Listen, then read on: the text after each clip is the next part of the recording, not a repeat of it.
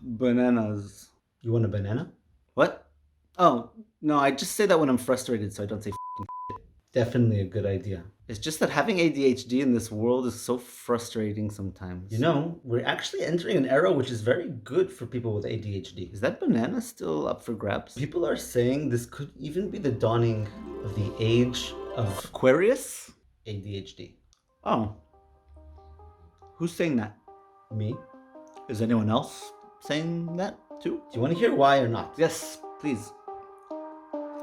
So the first reason is that people with ADHD are good at dealing with change. Back in the day, if you wanted to fly somewhere, you would find a flight months or as far ahead as you could. If you had to pick a career, you wanted to focus on one kind of job, down the line be making X amount of money and invest it in a safe retirement fund to make sure that you have the money to live a decent life.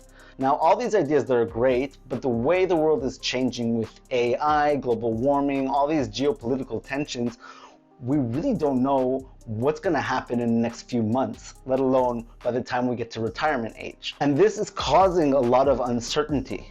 Now, people with ADHD buying last-minute flights, changing your job, investing in high-risk investments, for us, that's just like a day in the life. So that, I think, already gives people with ADHD a little bit of a leg up just to be able to deal with these kind of changes. Which leads me into my second point. People with ADHD tend to be quite resilient. Not only are we used to dealing with all these constant changes, we're also used to dealing with a lot of feelings of failure. In general, it's not easy to be human, but with ADHD, you have an extra layer of not really picking up on some social cues, or your time blindness is causing you to be late, so people are getting upset at you, you're forgetting to do specific things. And in order to be dealing with that, you need to know how to bounce back quite quickly, because if you don't, then you fall into depression, which has happened to me a few times, and I will do a movie about that later on.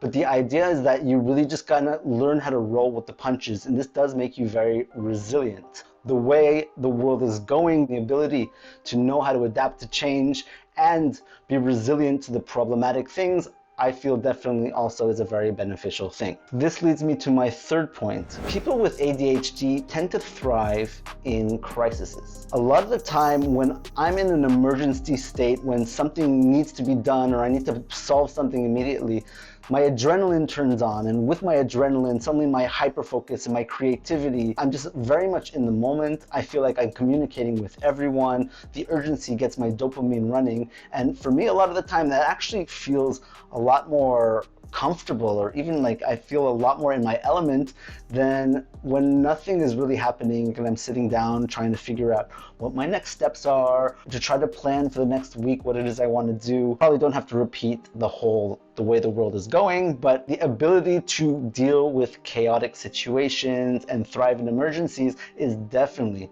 a great trait to have the way the world is going. The last reason I want to mention is that ADHD awareness has never been higher. If you've seen any of my movies, I personally don't believe it's a disorder. I believe it's just a different type of brain with its own challenges and benefits, but it is a different type of brain. And the fact that it's becoming widely known and accepted is a very, very big thing. Also, with the internet and the social media, people with ADHD are starting to connect with each other and create that sense of community and belonging. And this gives me a sense of connection. And it also has helped me a lot to just kind of shed my masks and all these different things that I was pretending to hide because it didn't really fit into the social norms. So I think that, if anything, is a very, very powerful thing. And the more people are accepting the fact that there are different people with different types of brains, and that's okay, really helps ADHD people, neurodivergent people, or people in general just to express who they are. So I hope you found this video insightful. I just wanted to share some of these things because for me, looking at how ADHD has helped shape me into the person I am today empowers me in a lot of senses and makes me look back and realize how many things I have been through and how many things I've overcome and who I became because of that. If you enjoyed this video, please give it a like. Don't be embarrassed also to subscribe, and I will see you in the next video.